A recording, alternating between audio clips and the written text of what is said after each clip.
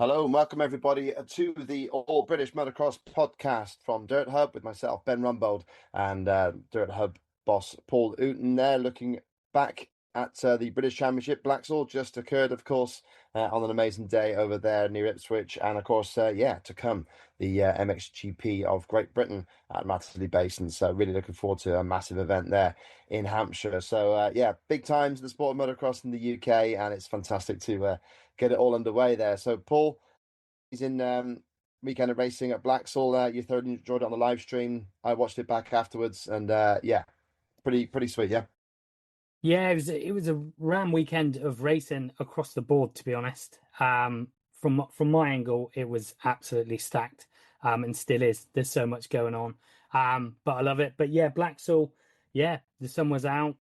Big, it looked a big crowd there. Some really good racing, and you know me, there was some beef. I love a bit of beef.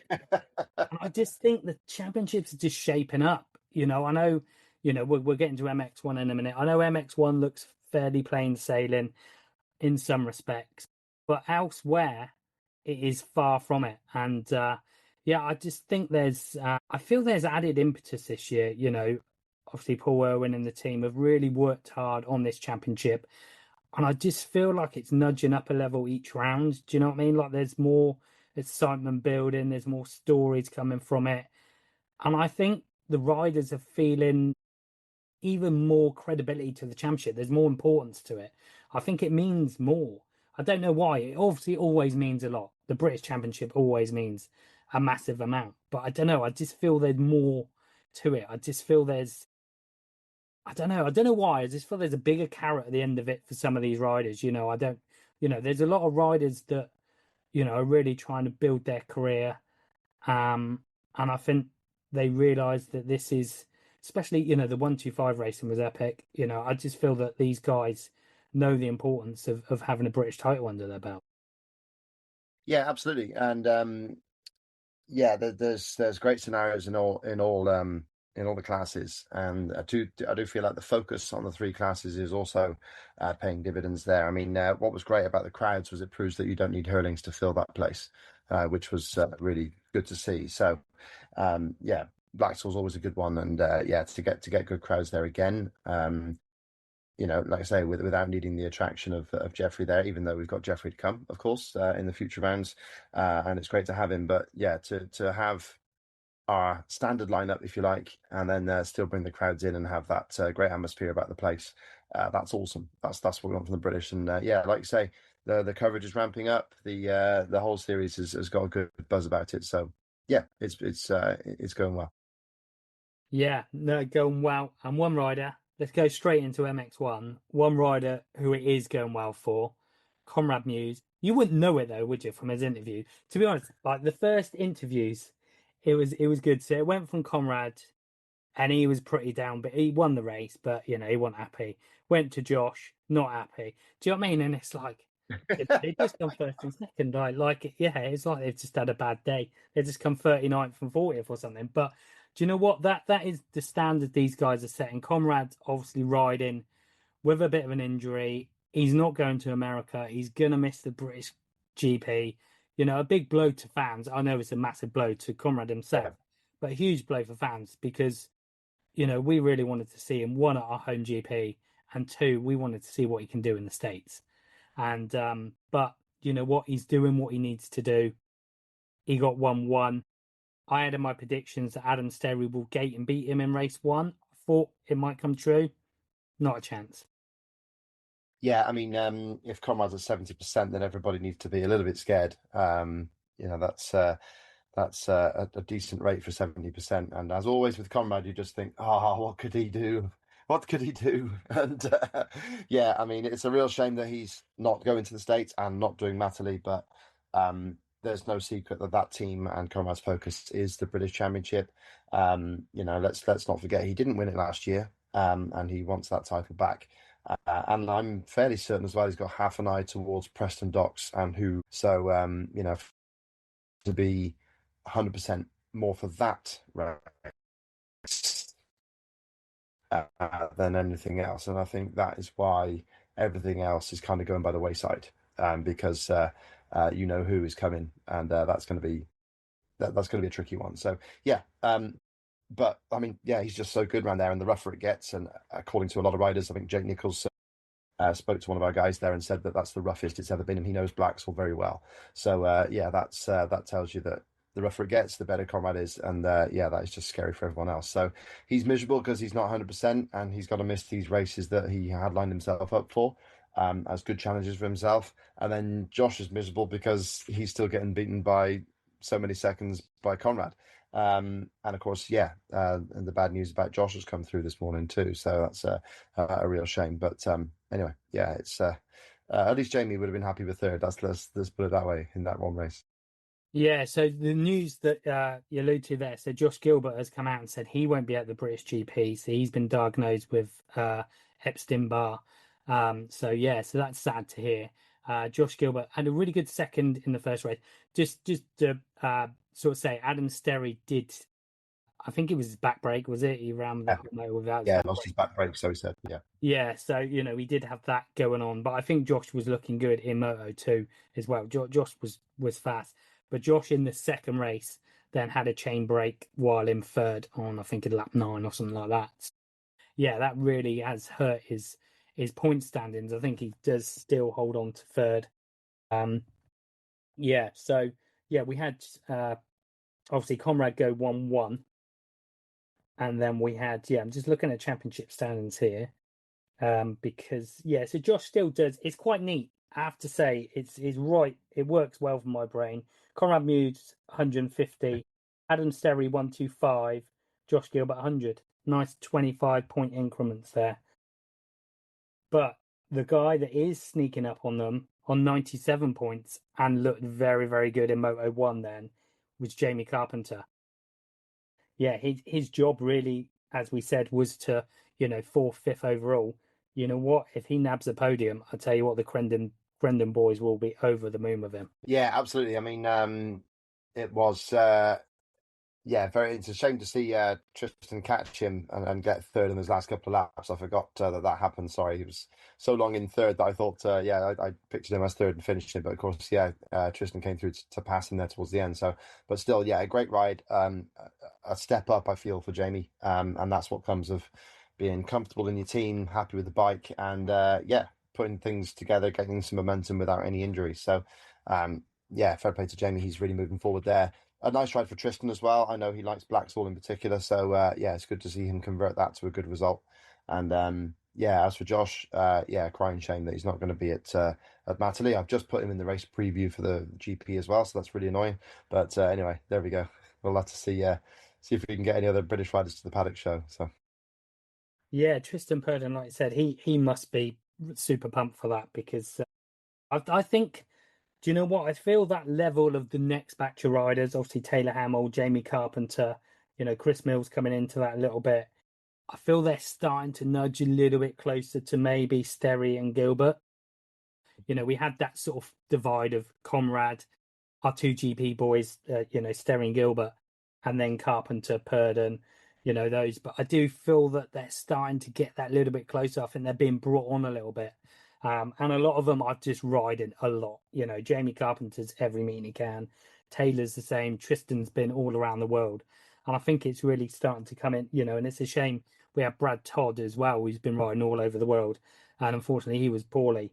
So he didn't get to bring out his AMA speed at this one, although he's got 4 rounds, I think, lined up, more AMA rounds for him. But yeah, so it was a shame he wasn't there because I think he would have been right there in that mix.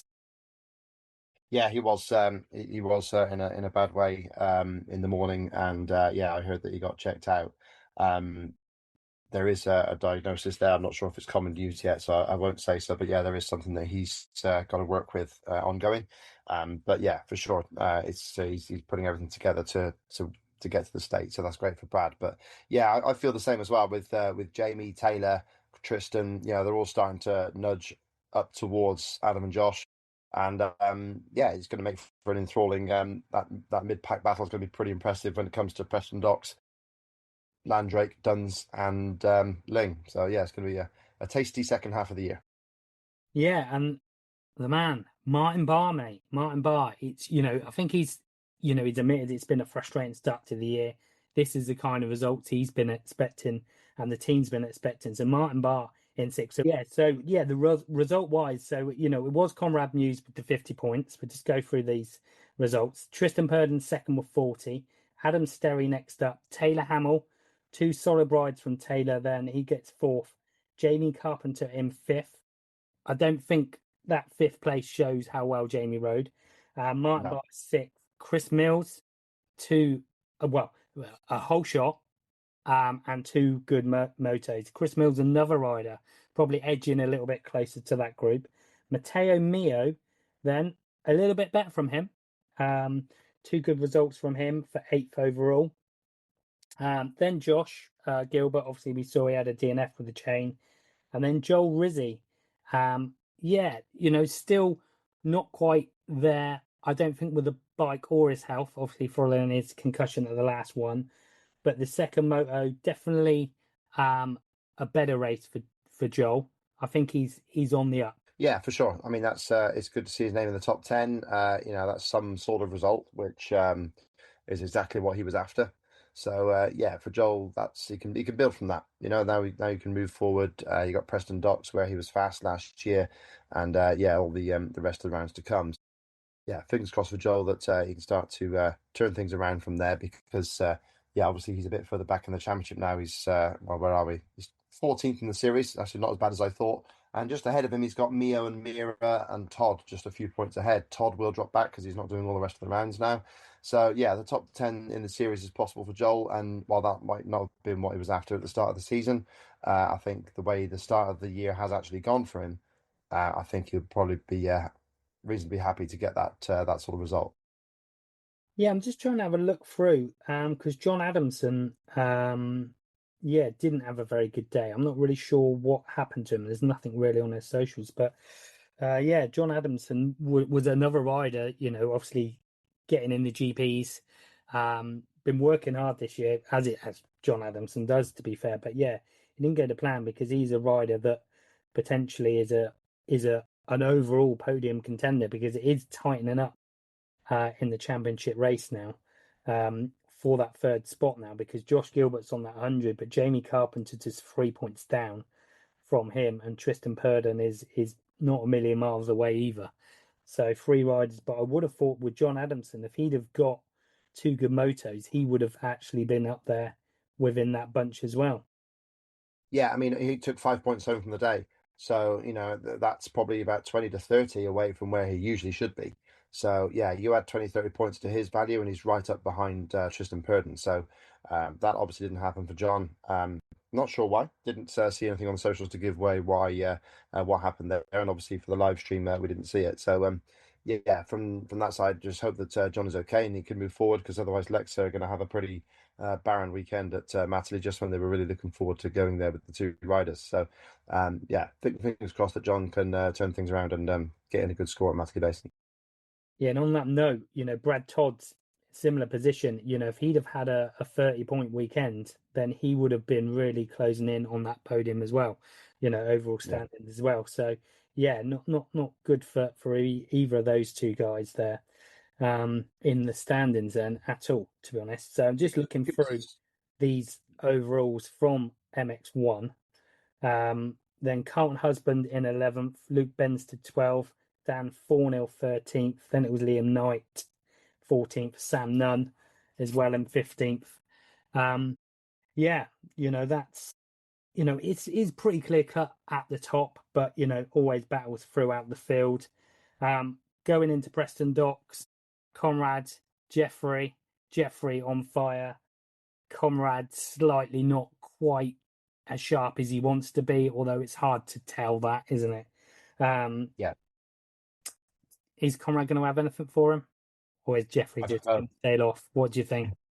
I mean, looking at the calendar, you've got Matterley this weekend. Then there's 2 weekends off in terms of like GPs and stuff. So yeah, that could mean that Jeffrey goes and races some national championships, which are always tricky for him, I think. So he might be racing in Holland or Germany. But then he's got Finland, which we know is going to be sandy.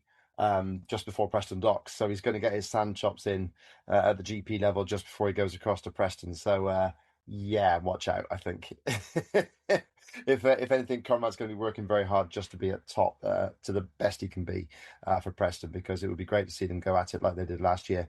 And yeah, fingers crossed for a good one there. But yeah, that'll be the main attraction going to Preston Docks for sure, seeing those two going at it, because last year they were phenomenal around there.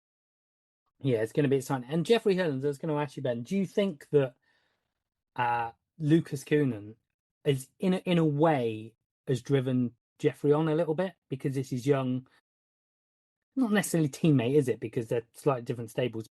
Young manufacturer, stablemate, however you label it. But do you think that is sort of giving that little push more forward again? Do you know what I mean? A little bit Yeah. ignited the flame a little bit. Possibly. I like that you're feeling my pain when I write these race reviews and race reports, because I cannot say that Hurlings and Sasha Kuhn are teammates. I can say fellow Red Bull KTM factory racing rider. So that's what we tend to do in the in the race reports and previews, if you pay attention to them. But yeah, and like I say, Kuhn set up with the Tacali team in Italy. Hurlings, as always, in the Dutch Belgian based team, also reporting directly to Austria. But yeah, Hurlings, I think just being the dog that he is, just doesn't want to be beaten by anybody, really. I think that's pretty much the scenario there. He found a way to get past Lucas in Germany when nobody else was passing around that track. And then in Latvia, he's kind of the king anyway. He's won now 9 GPs around there, which is, more than most people win anything anywhere. So yeah, it's pretty astonishing, really. But we'll go ahead to Matterley predictions later on, but I could see this weekend being very tasty between the two KTM boys.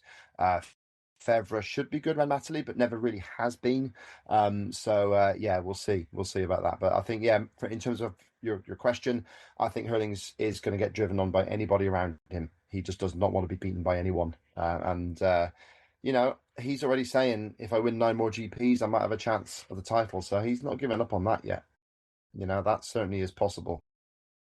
Well, you know what? It only takes a couple of missed rounds, really, from Lucas, or bad rounds from Lucas and Roman, and yeah, who knows? At least he's He's right got there. that there. You know what? Because while he's got it there, he's going to be incredible to watch, isn't he? And yeah, the Yeah. GP is going to be exciting. We'll get to that.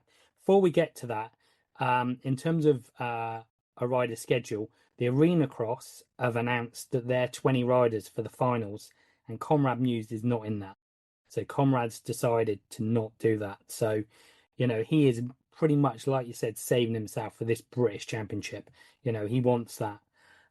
So he is bailed out of that. One other rider that is missing from that is Jack Brunel, who's had an injury while training in Spain. So get well, Jack. But yeah, if you want to see who's riding in the Arena Cross World Tour final in Abu Dhabi, it is on our website now, so you can go and check that out. Yeah, I mean, it's still going to be an exciting prospect, that, because you've still got Subaru, you've still got Thomas Ramet, and of course you've still got Dino Wilson. So the quality is still there. That should be some great racing around there. So yeah, we're looking forward to seeing that one. And also Dylan Woodcock coming back is great news, because he can bring something to the mix as well. Watch out, Michael Hicks. I think he's the guy. And I'd, Tom Searle as well. I forgot to say yeah, Tommy's yeah, riding. absolutely, That's yeah. Michael Hicks, I think, is the guy on the Stark. I think he, American Arena Cross champ guy. Yeah, watch out for him. Will do. Right. So, how did we do with our predictions for MX1? Oh God, yeah, I forgot about that. I haven't even got it here. Hold that Oh, for. I was hoping you get the spreadsheet going. Okay, my Oh apologies. man, We'll, where's my we'll spreadsheet? edit that in. Oh, Jesus, We'll edit that in. a chink in my armor. Maybe it's because I did so badly. But I haven't done it. No worries. No worries. That's okay. I We'll will sort that out. resurrect it for our next preview show. I will give us. I will update the standings. Nice one. Okay, cool. So, MX2 then. This is where it's starting to get a little bit tasty. Yeah, MX2. I'm loving MX2. As we always say, it is just, it's just a great mix of riders through different stages of their careers. The one guy that I did get wrong, because I didn't actually predict him for the win, which you did. I predicted him to be second. Oriol Oliver. Gabriel SS 24 KTM just looked unreal, really, to be fair. Nothing more you can say about him. He showed the class that pretty much we expected him to show. A couple of weeks back, he was fourth, in a world championship round, very close to the podium, wasn't he? So, yeah, he's showing that world championship class.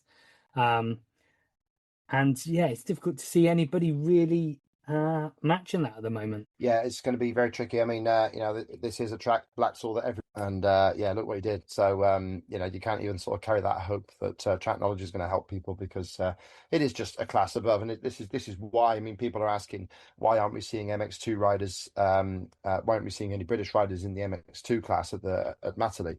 And there is just a case where right now we have got look at the overall results from Blaxhall. You've got two over 35s now, the veterans class riders, really. They're going to go to line up at Foxhill.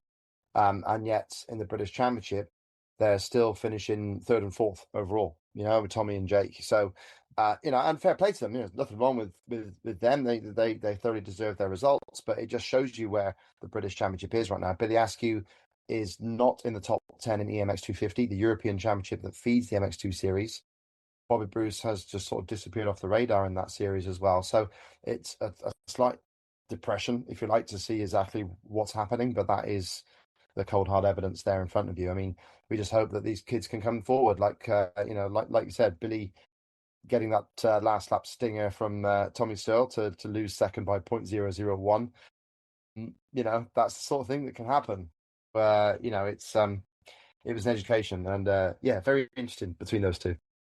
Yeah, like you said, so Billy Askew basically looked comfortable in second. This is Moto 1 behind Oriel. He was just gone into the distance. Billy looked comfortable in second. Tommy was thereabouts, but not quite on his back wheel, and then suddenly was sneaking up and made a last ditch effort and nicked second on the line by 0.001 of a second. And yeah, and I you know what? It's weird because different people are saying, "Oh, it's bad. He should have done it." Well, it's a race, and you're going to do it. And I feel, and based on Ed did some great interviews as well, so catch up with them on our YouTube channel and website, socials, and whatever. So Ed spoke to Billy, and Billy then basically the second race, Tommy was not going to get anywhere near him, and he made sure of that. And that was what he learned in the first race. Do you know what I mean? Yeah. So this education that Billy's getting, and the other thing Billy said as well that he didn't make the best of starts in the second race, but he used his EMX experience of how hard and fast you have to ride in those first laps to make those quick moves. So you can just see in that little interview of Ed, which is cracking, how much Billy is learning just in that one meeting. And if he can Yeah. take that, learn from Tommy, learn from EMX. All right, the results haven't been great in EMX, but in terms of what he's learning, he's gaining valuable experience, which I think is already starting to show in his British Championship points and races. Yeah, for sure. Just looking at the lap times from race one, you can do the comparison on Speed Hive, and pretty interesting reading because I mean there was a period there of 4 laps from lap 8 to 11 where Tommy was fractions of a second faster than Billy. Nothing major, 2-3 tenths a lap, nothing as bad as that. And then Billy was actually faster on laps 12 and 13, again by small margins. Lap 14, Tommy 2 tenths quicker. And then on the final lap, Tommy dropped his time from 1 minute 59.6 to 1 minute 57.3. So he cut 2.5 seconds nearly off his lap time, and Billy was slower than the previous lap by about a second. Billy didn't back off entirely as much as perhaps was insinuated by what happened, but he did just drop off that little bit, and Tommy saw it and caught up 3.3 seconds in the final lap.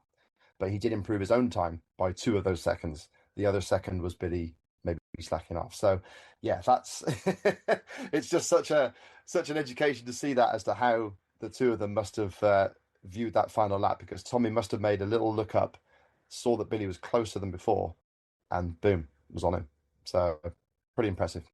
And I think, that hunger is still so much there for Tommy to win. He is so hungry. And Yeah, this is where I'm interested, the dimensions, because as it stands now, Oriel could be a spoiler in this mix. There's no doubting that if he can win all his next motos, that he could come into the last round and have a chance. But the likelihood is, as it's looking at the moment, touch wood, we get no injuries, that it's going to be a shootout between Billy Askew and Tommy Searle. Now, where does it go? Because there's no way that Tommy's going to say, is going to back off at all. In no uncertain terms, he will do what it takes, because this could be his last title shot. I'll get there in a minute. Last title fight. This is last chance of him getting a British title. We don't know that because he seems to keep on going, but this could be his last chance. He is not going to back off. And, potentially what we've just seen with Tommy snatching that point, those couple of points could actually win Tommy the title. yeah, absolutely. I mean, just you touched on it there, so I did a quick little bit of maths. I've actually used I've just used a division sign. So this is how deep we're digging here at the Dirt Hub or British Motocross podcast. 10 races left and 10 motos left. I can say motos because we're not on MXGP now. So 10 motos left. You've got two at Preston, four at Duns, two at Landrake, two at Ling. So there's 52 points between Oliver and Searle. And even less than that, 41 points between Oriol and Billy. So that's 5 points around between Oliver and Searle. So first to second is 3 points.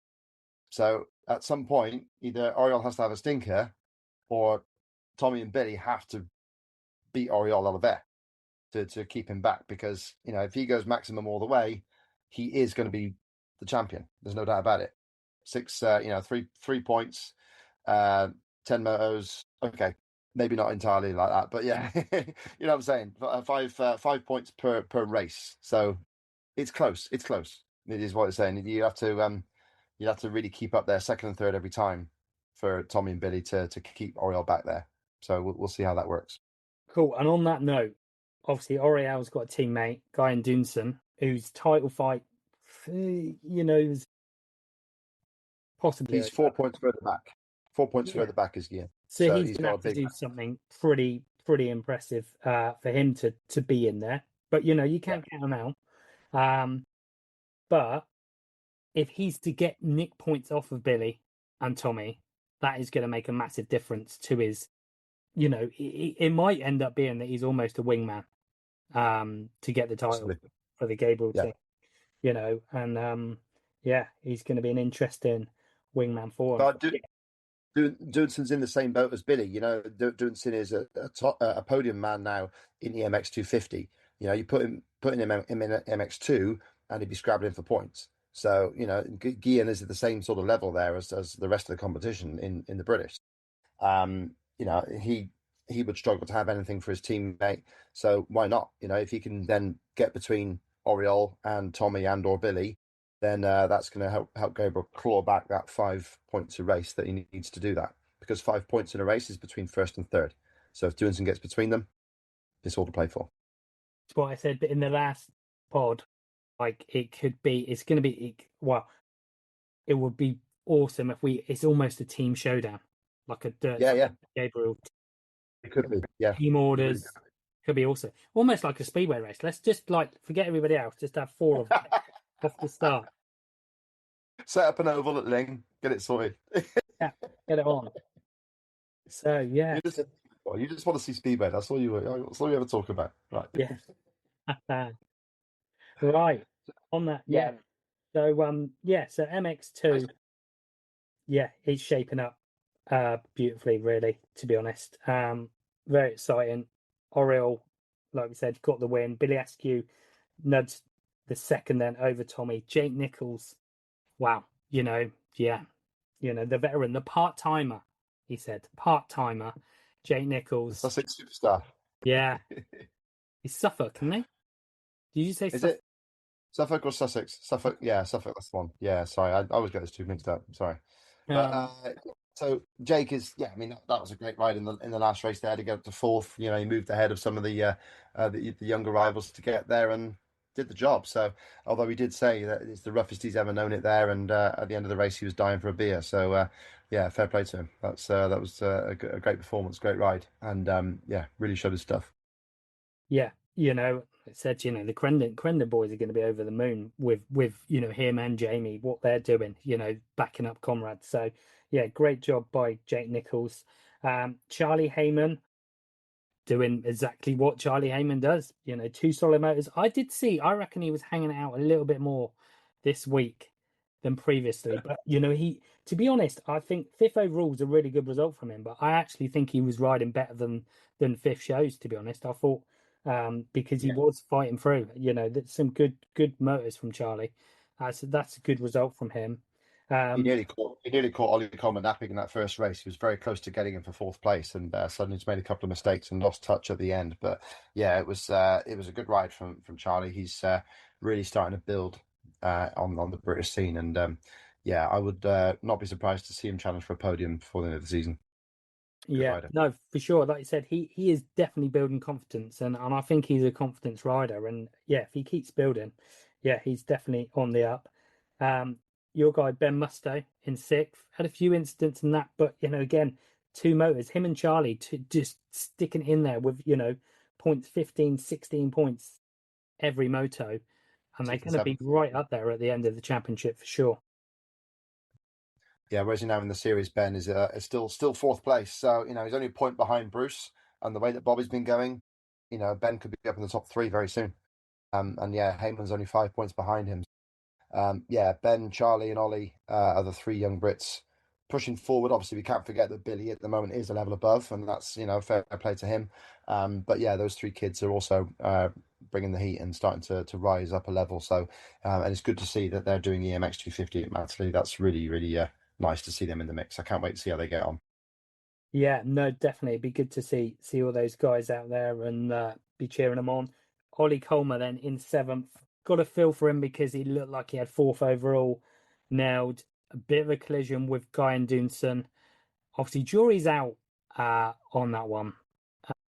Whether obviously, I'm sure people saw the coverage of this one. And, for want of a better phrase, he took Ollie out. Whether it was intentional or not, who knows? He Yeah. did look over. Whether that was because he already knew he was out of control, I don't know, to be honest. But Even we can't agree on this one. You know, this is like, we're usually on the same sheet here, but yeah, I mean, you said to me it looked really dirty. It does look really bad. And he did look across, and that's what's kind of makes it a little bit like, that's the evidence for the prosecution. The evidence for the defense is that why would you veer across on a straight like that? Because you're just endangering yourself. And he even said on the in the social medias that he lost control of the bike. So yeah, I don't know. It's hard racing, and you don't want to see it, and you would be absolutely raging if you're Ollie Colmer. But mm, you know, this is sometimes the margins they work on. So yeah, if you see it as a repeat, if it happens again, then I think it's going to start getting some retribution because yeah, it did look really bad. Um, so once maybe benefit of the doubt, but two or three times, then yeah, he's going to start getting some retaliation. yeah, I'd like to think it wasn't intentional because he seemed like a really nice dude. Yeah, he's an all-action rider. I think he's a great addition to the championship. So yeah, I'd like to let's give him the benefit of the doubt on that one. But like I said, if I was Ollie, I'd be fuming because yeah, Oh, he for sure, did sure. with Yeah, I fourth mean, over. Ollie needs no education about EMX 250. He knows exactly what it's all about. So, you can't say that Ollie got caught out because he's side by side along a straight. He would never expect a rider to dive across there. And I know that section of track is narrow. It's tricky, it's choppy. There's lots going on. You're slowing down for a jump. You've just come off another jump. Yeah, that's not where you want to see him. Anything. Well, you don't really want to see him move like that anywhere, to be honest. So, yeah, like you say, let's just hope it wasn't intentional. It was a bit of losing control. And yeah, otherwise, but you might not see Ollie be so gentlemanly. in the future. Yes, in the future. But yeah, talking of future, a young lad, British youth champion, had injury at the start of the year. Looking good this weekend. Josh fell in eighth position, the best we've seen Josh. Um, it's sort of been a bit of a slow build for Josh this year. But yeah, eighth overall. He did fight through. He didn't have good starts, necessarily good starts either. So I think Josh will be really happy with the progress he's made. Since the last round. Yeah, for sure. Yeah, I mean, really adapting to that bike. Don't forget, he went straight from 125 to a 250. So this is straight onto a four-stroke for the first time, and it's the Fantic, which has had some questionable issues in previous weeks. But yeah, with that Phoenix Tools team, yeah, it's great to see Josh really digging in and showing that spirit. So to get to eighth, that's fantastic. He's got the likes of Bayliss, McCormick, Mitchell broadly behind him. These are the people that he does want to be ahead of. So yeah, if he can then get towards the guys ahead of him, the likes of Coleman, Musto, and Heyman, then these are the targets for Josh. Don't forget, he's still one of the youngest riders out there. So yeah, great to see. Really good fighting results there. 9th and 11th. In that company, that's not bad at all. Yeah, no, definitely. I think that's good. And I think he is riding the GP this weekend in the EMX 250 class as well. So another rider that we're going to see at Matterley Basin. Ninth place, Matt Bayliss, like a last minute ride with the 772 Ride Kawasaki team. Matt Yeah. Bayliss, like our, arena cross specialist, 125 specialist, steps in, has a little ride on Wednesday, breaks the top 10, first top 10 for the team.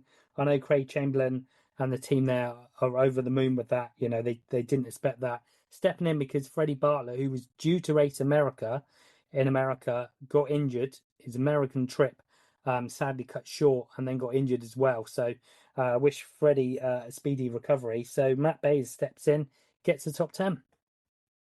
Yeah, brilliant, and great for Craig and the team. I know they put a lot of effort into to get Kawasaki up there, and yeah, he was the top green bike on the weekend. So you can't fault that at all. And yeah, brilliant work from Matt. I mean, he's a solid campaigner. He's not as crazy as his brother Chris, but he's a good rider, and yeah, good guy to interview, good guy to talk to as well. So yeah, cracking job, and yeah, 9th overall for that team. They must be over the moon. So that's really nice for them. Yeah, and then in 10th, Glenn McCormack. Then yeah, just every round, wherever he's going, he's just scoring points every round, always there or thereabouts. And when it comes to championship standards, he's going to be, up there in the Scottish and in this one. Yeah, it's 10th in the series now, Glenn, as well. So that's solid. That's where he's looking like to be. Yeah. Yeah, Callum Mitchell in 11th. Yeah, solid motos for Callum. Admits that he's sort of riding more for fun now than putting the pressure on that he did of himself. I still think there's more to come from Callum this year as well. I wouldn't be surprised to see him up in fifth, sixth in a round at some point later on in the year if he can make some good starts. Yeah, for sure. Yeah, and with Preston Docks coming, he does like the softer going. So yeah, it'd be good to see what Callum can do up there at Preston Docks. So yeah, so Guy and Dunson, we saw DNF in the first race then, I think there was, and then obviously second race, then moved forward right at the end for a good result. But Guyan, I predicted him to win, so that didn't quite Yeah, happen. But as we said, he's still there. He's still going to have a say in where the title goes, whether it's for him or whether it's someone else, because he's capable of a round win, and he's capable easily of podiums. Could well be a podium this weekend at Matterley Basin, the MX 250 podium. He's done two in a row, is it, or three in a row? yeah, he's got the podium yeah, twice in a row, I believe. Let me just bring the EMX up. Oh, yeah, he was second overall last time out in Latvia. Obviously, a bit of sand being Dutch, you'd expect that. But he was also on the podium in France, which was the round before that. In fact, very close to the overall win. It was only a last lap pass for a Zanos that took the overall win away from Dunson. So yeah, two podiums in a row. He's up to fourth in the EMX series. Got a bit of ground, 17 points to make up to the next rider up. But yeah, Dunson's capable of that. Although Garcia, the Spaniard he's trying to chase down, is older, bigger, stronger, and yeah, it's the sort of rider that won't be easy to nudge out the way. Yeah, no, for sure. That's going to be interesting. I am looking forward to EMX this weekend. 13th Yeah, position, Rafe it's gonna be Broadley. great. Yeah, no, it is going to be really good. We got so many. Sorry, broadly, yes, the Rafe two Broadley. stroke man. Two straight man. Rafe Broadley has been impressive this year because he is still quite young, but he spent a lot of the time riding MX Nationals and sort of the amateur classes. But he's really upped his game since sort of turning pro really this year. Fair play to him. Yeah, that's another really good result, and he's done it every round so far. Then Florian Miro had a better second moto. 13th of the championship. Sorry to interrupt. 13th of the championship for Rafe there, so that's ahead of Stephen Clark, Gavin Stevenson, and Florian Mio. So, yeah, Rafe Broadley up there has been really impressive. Like you say, good solid scores all the way through. Yeah, no, he's got to be pumped with that. Gavin Stevenson 15th, Stephen Clark 16th, Bobby Bruce. So Bobby Bruce has got an injury. He's nursing an injury. He's had a torrid year. Torrid year, whatever, you say. It's just been, since he won that first round, then it's just not gone to plan whatsoever. But he fair play to him. He's still riding. He's still getting points, and it still sees him in third position at the moment. Yeah, Bobby's been such a shame because he stepped down to EMX 250 to try and recover basically because he was yeah killing himself in MX2 together with Steve Dixon. They made the decision to drop down to EMX 250 while he was still young enough. And yeah, sadly for him, it's been nothing but a crash fest. I think I've counted 3 or 4 times where he's gone down in the first corner at the bottom of a heap. And yeah, then it's just not got any better from there, really. So a massive shame. We know how talented he is and how good he could be. But it's just at the moment, it's just not happening. And yeah, we just wish Bobby all the best in recovering from this latest setback. And yeah, just hope that he can find a way back to towards the front because he's clearly got the talent to do it. Just at the moment, it's not happening. So yeah, we can speculate as much as we like, but the simple fact is, if you're not 100%, same as Conrad. Conrad says he's 70%, he's not happy, and if Bobby's obviously even less than that, it's even worse because everybody around you on track won't give a monkeys about how fit you are. They're just gonna pounce and go through you at that level. So that's what he's experiencing at the moment. Cool. And he has, pretty much a month break now. It doesn't look like he's riding this weekend. So he's got a pretty much a month break. He still holds that third position. I think, if he can have a break, come back, get some good points in the next round, he could still get on the podium. Obviously, we know that Oriel is on a freight train looking for the title. But yeah, you can't count Bobby out of coming good towards the end of the year if he gets himself fit again. Yeah, for sure. Yeah, I mean, let's say the talent's there, so it's just getting himself physically back in the shape there. Just a quick shout out for Florian Mio as well. I mean, ninth in race one, SAS TPC KTM, getting things up there, and we believe they are entered. So yeah, that's good news. They got into Matterley as well. Oh, okay, cool. That's good to see. I think that pretty much covers MX2 then. The 125 class was the standout. There's no getting away from it. It was a standout class at Blaxhall. Some really So good racing, very, very competitive. I think we're in for a very exciting title fight as well. There's plenty um, there's plenty to talk about in this one. The battles between Charlie Richmond and Drew Stock were just excellent, very entertaining. You can see both with the interviews with Jeff, like neither wanted to. Well, Charlie Richmond did not want to talk at all. He couldn't even look at the camera. He was absolutely fuming. Drew was obviously very happy with his round. So let's go back. So Charlie Richmond looked in control Moto 1. Drew Stock was there, always on him, and then made the move. A good move, really good pass to take Moto 1 win. The second moto, Drew was leading it, but Charlie Richmond had the pace, and Drew had to control that race and ride very clever. To be fair, for a very young rider, it was an intelligent race, and you could see Charlie Richmond just getting frustrated, being blocked by Drew every single way he could go. And yeah, Drew did go 1-1, but Charlie Richmond not happy at all. And I get it. I get why Charlie Richmond's upset, but Drew knew what he had to do. He admitted that in the second race, Charlie was a bit quicker and he had to ride intelligent to hold him off. And it was a mature ride in a way from Drew. Well, this is the EMX lessons being learnt. You've got to do all you can in that environment to survive. And Drew's been there all year, and you can see now that he's really picking things up. And I think we both had him in fourth place in our predictions here, which has kind of been around there.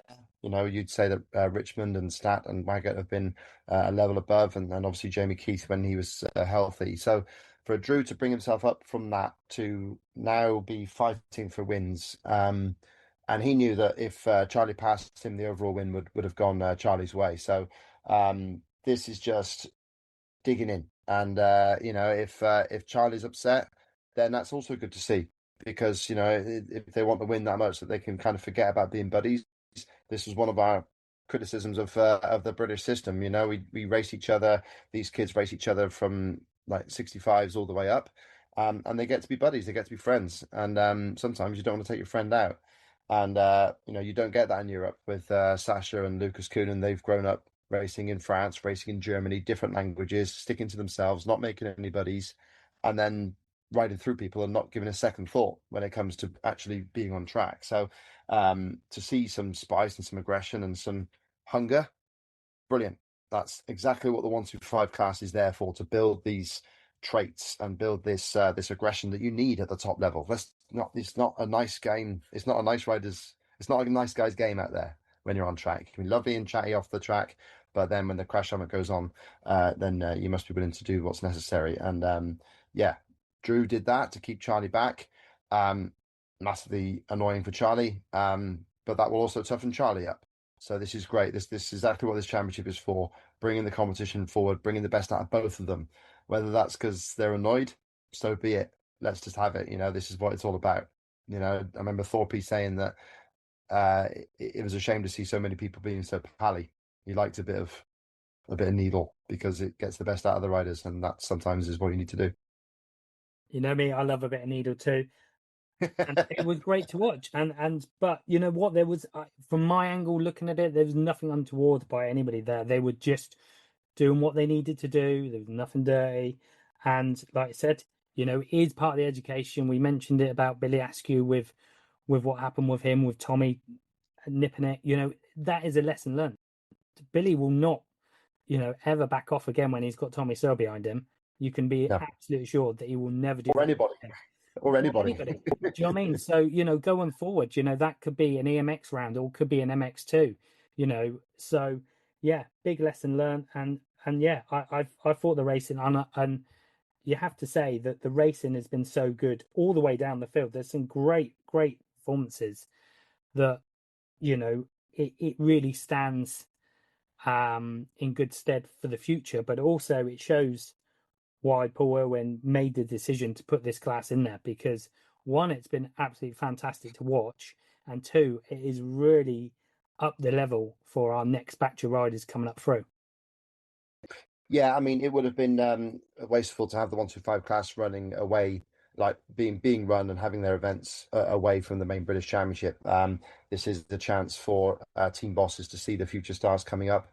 It's a chance for these stars to show what they can do in front of a packed audience. And like you say, it was the best racing, especially at the front end, amongst the whole day at Blaxhall. So yeah, it's fantastic to see that happening and building. It's a shame that Jamie Keith isn't there to show off what he can do as well, but he was there having some fun on the socials I saw, so that was quite cool.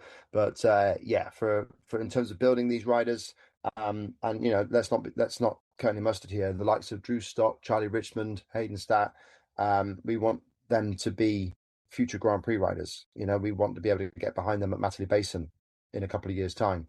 So it doesn't leave long. You've got to grow up and get educated quickly. And yeah, it's great to see that the lessons that Drew has learned in EMX are starting to come through, and he's making them pay. Charlie has dipped his toes into EMX and done very well. He got one of the best results of all the Brits in EMX 125 when he turned up at Ernay. So this is great, and hopefully they'll be able to bring that similar pace, aggression, and just snappiness to the EMX 250 at Matterley Basin. So it'd be wonderful to see these kids battling in the top 10, because that would be a step up from where they've been. And yeah, there's every reason to think they can do that. Yeah, and a rider, again, that's been riding the EMX 125 is Hayden Stat, then third overall. A frustrated rider because I felt he sort of felt he had the speed to be up there, but different incidents and that halted his progress. But you know what, he's still there. Championship wise, if you look at the championship standings, then the 125s, you've got Charlie Richmond on 126, Drew Stock on 120, Ryan Wagger, who didn't have the best of weekends, on 119, and then Hayden Stat on 113. You've got to say that all four of them more than capable of winning this title. So it is really quite juicy there at the top, especially with some rivalries building up as well. Yeah, that's right. I mean, those four, like say, 13 points apart, that can swing around in one race. So, this is great for the action. And Charlie, okay, he's going to be annoyed, but it'll feel a bit better when he puts that red plate on for Preston Docks. So, but yeah, let's get you guys down Matterley. Let's bring that heat. Let's bring that heat and take it to the Europeans. And take it to the foreigners. Let's defend the turf. Let's wave the trooper flag. I want four Iron Maiden troopers out there. Giving it some. So let's do it. Let's just get into that top 10 in the EMS 125. That'd be cracking to see. Yeah, no, for sure. Going down this list then, Harry Lee, some really good races by Harry Lee, fourth overall from him. Lucas Moncrief getting a whole shot, keeping Jeffrey happy. Jeff Perrott, that is, who's so Lucas rides for his team.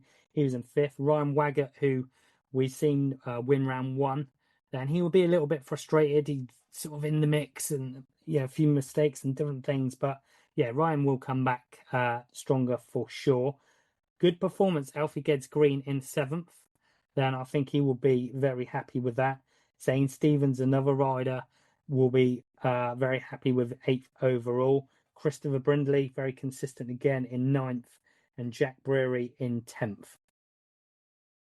Yeah, I mean, a lot of those kids, especially Alfie, Zane, and Chris Brindley, they are all first year 125 boys. So, this is good for them to get up into the top 10 in their rookie season on the bigger bikes. So, this is really promising stuff. Harry Lee also, very good at the arena cross, very good at that sort of going.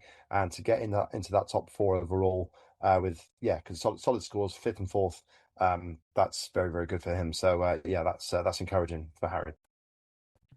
Yeah, for sure. So yeah, no, it bodes well. Like you said, the future, loving the 125 class. The championship then moves on to Preston Docks on the 20th of July. Going to be a big one. I don't know if it's absolutely 100% confirmed. We've had no PR about it, but it's looking likely that JH84, the Bullet, will be at. Is there? Yeah, Is it? has Is it been official. Yeah, it's been official. Yeah, if you see on the British Championship Facebook page, there's a graphic saying the Bullet is back. And okay? it's got Oh, I missed that. Conrad next to Jeffrey, and so that's already setting it up. But so Preston Docks, and apparently also at Duns, apparently, which would be really first time Jeffrey's ever raced north of the border, and that's a 2-day event. Let's not forget. So that'd be pretty cool. Yeah, that is going to be cracking. So yeah, fair play. And then before we get to that, then, so you must be a busy boy this week, Ben, because it is MXGP of Great Britain. I've got it out of my ears. I'm going to be at my desk until about midnight, I think. We've got a lot to do. Let's make it a really long podcast and make it really stressful for you. Thanks very much. Yeah, no, we're building things up. The MXGP magazine is due as well online. So we've had just had an interview with Roman February yesterday. So getting that typed up, typing up the 3 race recaps, and then getting things done. The preview's already out for Matterley Basin. Pretty sweet. Really looking forward to this one. And MXG, well, both classes are crazy. All four classes across the weekend with MXGP, MX2, EMX 250, EMX 125, presented by FMF Racing. Yeah, it's all happening. So yeah, it's going to be Malik, and yeah, really looking forward to it. Mate, you got to mention the Junior E, okay? Because Oh, sorry, yeah, the MXCs are out there as well. Yeah, well, hey, this was the class that brought God Save the King across the plains of France earlier in the year, so that was nice. I am so excited about this one, as you know, because we do have some Revy Cup. So riders that made their first appearance on a bike in a race series with me at the Revy Cup are riding at the British GP. So how exciting is that? We got Colby Redsoul. Colby Redsoul, a local lad to me, then one of our Revy Cup champions from back in the day is going to be there. We've got Blake Benson and Louis Bryant in there. We've got Charlie Needs. There is. I'm gonna list them all because they all need a Yeah, list. yeah, there's a list. Yeah, definitely. Okay, right, here we go. So Austin Senior, we've got to mention Austin Senior because he has won around already. Local lad as well. So Austin is going to be one to watch for sure. He's the one that got that national anthem played. So Austin Senior, watch out for him. I'm going down through the list now. Okay, so Austin Senior, got Blake Benson. He has won multiple Revy Cups. Super excited to see little Blake riding. Got Lennox Turvey out there. Colby Red Soul. I remember little Colby riding his first races with us. Eli Pole. Got George Forrest. Charlie Needs. He's a nipper that's rode the XGB events with us. And Leo Golden as well. Then I'm just going through. We've got Oliver Webb, who's had some really good results too. And then little Louis Bryant. I remember little Louis sending his Revy at Wilden when he was absolutely tiny. So I'm, as you can probably tell, I'm probably just as excited about this as the others, just because I've seen some of these kids as 3-year-olds racing with me. So yeah, I'm pumped by this. Yeah, it's going to be entertaining for sure. I mean, yeah, you've got the little Spaniard Eric Lazaro that I think is leading that series. But yeah, for sure, the Brits getting stuck into it. It's yeah, it's just what you want to see. It's just crazy, crazy to see these little kids coming through, like you say, from racing Revies to now racing the GP track at Matterley Basin. I mean, that's pretty crazy. Sorry, it's Cesar Lagut, the French kid who's leading the championship. He's sort of 9 points over senior and Rodrigo Argel. So yeah, it's going to be pretty crazy, pretty crazy. But yeah, let's yeah, get behind the kids, get shouting there. Don't just get off and have a burger during that race because yeah, you could see a British winner if we were very lucky. To be honest, I reckon you could see 2 British riders on the podium, Yeah, maybe that'd be even cool. 3. That'd be To very be honest, but yeah, yeah. I reckon you could easily see 2. Well, they'll be inspired to twist the throttle for sure, and it's yeah, going to be great. Going to be really good. And then yeah, so should we work our way up through the classes then? EMX 125 next. You want to go dig? Okay, go for it. Yeah, yeah. Yeah, go through. If we've gone MXC, then we'll go up to EMS 125. I mean, yeah, again, lots of riders here. I think we saw about a dozen line up from the British Isles. So yeah, we'll go through them in race number order maybe. Lewis Spratt, number 21, is going to have a go at EMX 125. I think that's a first for the Northern Ireland rider. So that's going to be good. Charlie Richmond, we've already mentioned, he's going to be there as well, number 30. And then we've got Jack Evans, so number 167. He's going to get in amongst them. Zane Stevens also. Bear in mind, you've got 53 riders entered for this class, so 13 are going to go home disappointed or not able to race. But there'll be some reserves for sure. Zane Stevens, we mentioned just now. Drew Stock, of course, yeah, coming straight off the back of that. Lucas Moncrief, that's not his first EMX 125. Bizarrely, I'm not seeing Hayden Stat on the entry list, so whether or not there's an issue, I don't know, but hopefully he'll be there to make it 54 riders, so that'll be good. And Cole McCulloch is still on a Fantic, but of course he's fallen out with his team, so we don't know if Cole is going to line up after all. But fingers crossed we do, because he could well deliver a race result like he did when he won the race 2 at Trentino. So yeah, fingers crossed it'd be good to see the British boys get up there. Yeah, no, I said there's a lot in there, but like I said, qualification is intense to say the least in the Yeah. MX 125. You know, you've got to pull out all the stops to get a good lap, haven't you? Yeah, you've got an awful lot of fast Italians in there as well. So yeah, if you're looking at the championship there, it's Nicolo Alvisi on the race store, KTM Factory Juniors, who leads the championship. Manu Fore, though, is on fire. Little French kid on a Yamaha, really quick lad. And he's won the last two rounds, Latvia and Germany, flat out. So he's 28 points back, but that's mainly because he had a stinker in his home country. So yeah, he's one to watch. Little Filippo Mantovani, tiny little Italian kid, number 102, and yeah, you've got a whole bunch of them in there. It's pretty mental. And Aaron Katona, the Hungarian, has had a real issue. He was leading the championship, but he's fast, and if he can get back to it, then Katona could also be a real player there. McCulloch is 11th in the championship at the moment, and the top. If you count him as a Brit, then he's the top Brit. Otherwise, then yeah, you're looking down towards yeah, Drew Stock, who's 33rd in the series, but he's put some consistent scoring together. So it's pretty wild as EMX 125. So yeah, it's very entertaining, especially, and you can get the two-stroke smell going across the valley. Loving it. Looking forward to that. EMX 250, a heap of Brits in there. Yeah, this is where we got. Sorry, I misspoke there. This is where we've got so many riders. It's crazy. 46 rider entry list at the moment. And again, there's some great names coming through. I mean, Sonny Rooney is going to have a go. Merseysider, and that's really good to see Sonny having a crack at that one. We believe he's going into the Coup de l'Avenir as well. I think that's something that he's made the selection there. I'm not sure, that was a rumor that I heard. Harvey Cashmore's going to have a try.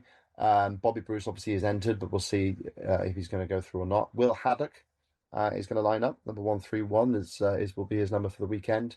Ben Musto, Josh Vale, we've already spoke about. They're going to be in there. Josh running number 179.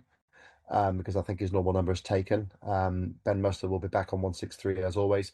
Charlie Heyman is going to have a go for SC Sportholm Susvana. And then we've got a bunch of names which surprised me. Dominic Newbury. And I haven't seen Dominic around and about for a long time. I'm not sure if he was at Blaxhall or not, but yeah, Dom Newbury coming back to have a go at the GP, which would be great. Jake Davis has been trying to qualify and I think made it through in the last couple of rounds. So Jake Davis will line up on one of the Fantic teams. James Barker has entered, but probably not able to make it because of the injury that he picked up in Latvia. Had a horrendous experience, and I wish James all the best in his recovery. And then obviously, yeah, the higher race numbers, Billy Askew and Ollie Colmer will be in there. Max Harris, he's going to be making an appearance, and Caden Smith is going to ride a Triumph, number 591. So a lot of Brits getting stuck into this one. Yeah, and it's great to see because we're going to get onto MX2 in a second, but we haven't got anybody in it. But it bodes well because we've got so many young riders riding EMX 250, and I think that's what it's about. It's that stepping stone now. We're sort of from a British angle, we're at a rebuilding phase, I think, and when you look, you could say there's no talent coming through, but we know that's not true because you look at the EMX 85s and 65cc classes, which there will be race report coming out. We're doing really, really well in Europe at the moment in the younger ranks. So, and some of that, give it 2 or 3 years, and I think we've got some real talent coming through. And I think, the experience that people like Drew Stock and, Charlie Richmond and Hayden and all these guys, and unfortunately Jamie Keefe's injured, but the experience he's been gaining, and then what Billy Askew and that are doing, I do feel we're at that sort of that building stage, really, for British talent. So I feel it is on its way up, but we've sort of just got maybe a couple of, I don't know if it's a COVID gap. I don't know if you want to blame on that or whatever, but we've got a couple of year gap, I think, before we really start to see the fruition of some of the work that these families are doing, because it takes a Yeah. massive commitment to do what these guys are doing. Yeah, and I think as well as anything else, I think there's also a level of commitment that has gone in from the European federations. So if I go around a GP paddock, which I'm lucky enough to do, then you can see shirts from the Spanish Federation, the Dutch Federation, the French Federation, the Norwegian Federation. They are these national people are getting behind their riders. Look at the progress that Guillaume Duenson has made in comparison to some of the riders who were faster than him back when he raced in the British 85cc Championship in 2021. It's one that you can just see he's been training with every top Dutch rider you can think of. And, in comparison, our guys have been able to fend for ourselves. So, from my mind, it's great that Paul has brought in the ACU Academy at the British Championship. And it's now to the point where I think they have to step further in that and really help their support when they go overseas, not just from private instructors, which obviously they've been leaning on, as all the families have, as well as all the effort the families put in. So, yeah, it's EMX 250 is where it's at. That's where your next generation champions is going to be bred from, yeah, it's going to be interesting to see what happens from that side. But the championship itself, watch out for 772 Yanis Rezilis. If you go into Matterley Basin, he is one to watch for. They call him the killer, the Latvian. He barely ever smiles. He's barely got any ever emotion. But yeah, he is incredible on a bike. So yeah, certainly a star to watch for. Noel Zanots as well, who was 125 EMX champion last year, has done really well on that JM Racing Honda first year in the class. He's second in the series. And then, yeah, you've got Garcia and Duenton is fourth in the series. So it'd be good to see what the Gable team can deliver in their home round. You've got big old Nico Groitman, this massive Swiss kid who looks like he can wrestle a 450 straight away. He's there fifth in the series, and it's going to be battling all the way through. August Frisk could be a surprise, the Swedish kid who won in Switzerland. And then you've got Liam Owens, an Australian, who's doing his little apprenticeship, if you like, in there. And Adrian Petit will get the two-stroke fans shouting as well, the French rider on the 250 two-stroke, which are allowed in there. So, yeah, it's crazy. Ivana Van Erp, you've got Marnik Bavortz's son is in there as well. Oh no, that's in 125, sorry. But yeah, it's going to be flat out. EMX 250 is barn burning racing, and if Billy can get up there, get a good start, Ollie Colmer as well, digging in to get some results. Any of our boys can get in the points. They're doing really, really well in this company. Yeah, exciting times. MX2, okay, no Brits, but we do have our British MX2 champion in it.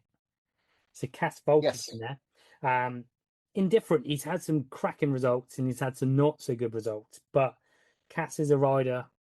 He is a top 10 rider, I'd say now, wouldn't you? You know, he's definitely a top 10 guy. Yeah, really, you know, showed his worth last year riding the British, and he's taken off to be a full-time GP top 10er really. Yeah, that's it. I mean, he's ninth in the championship, and he's only 12 points behind Latta, who was also a rookie coming up from EMX from last year. So yeah, Valk is actually alongside Oliver. Those are the only two riders in the championship top 12 that haven't won a race.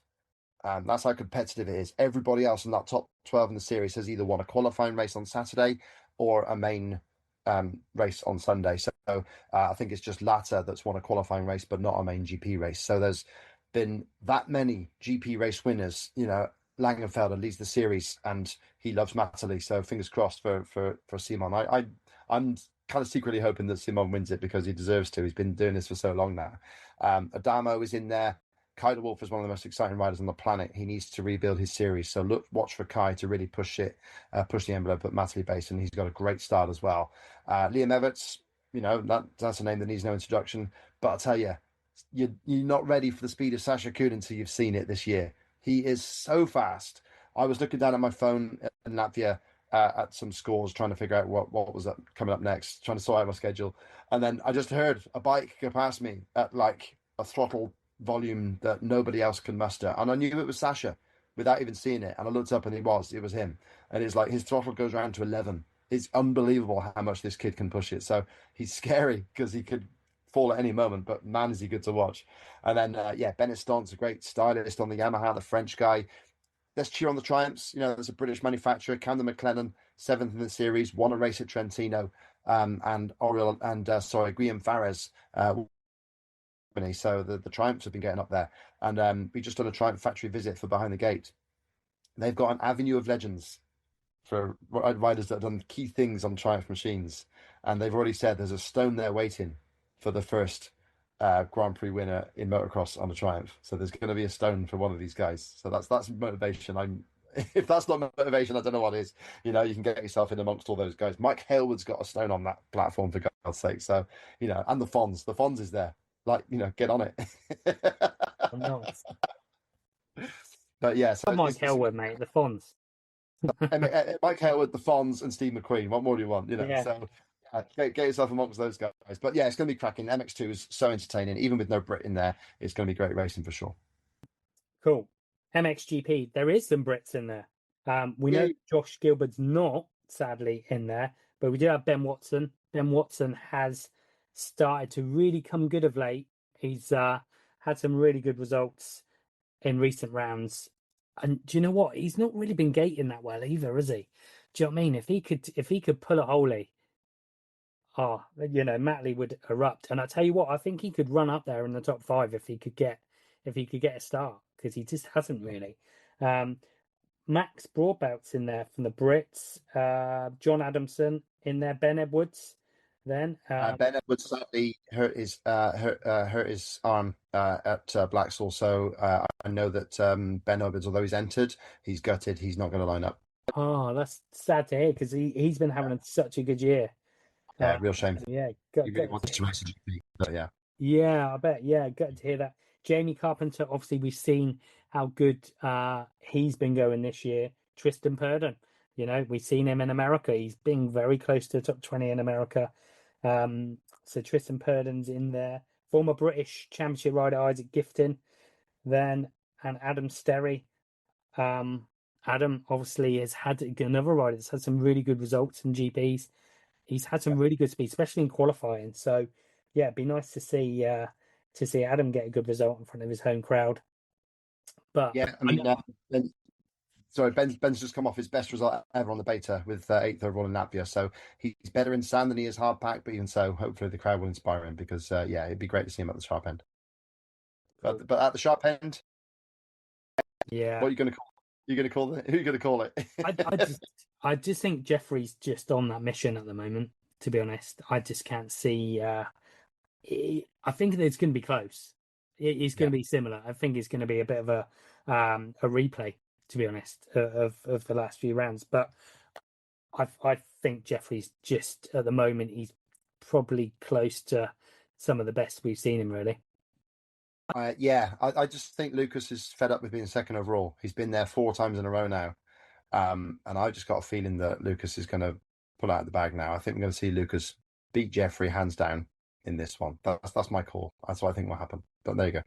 Cool. Before we head off, that is your call. Yes. Before we head off, we have got Tony Caroli on the Ducati, so that is going to be super exciting to see. Yeah. And let's not forget Fevre. Don't sleep on Fevre. He's a determined character. So yeah, it's great to see the red plate on the Kawasaki as well. Cool. Right. We need to sign off. But yeah, we will see you at Matterley Basin. Make sure you're there. Cheer on the Brits. Support British motocross. And yeah, we will be back with another All British Motocross show soon. Very much so. See you out there. Let's get down to Matterley.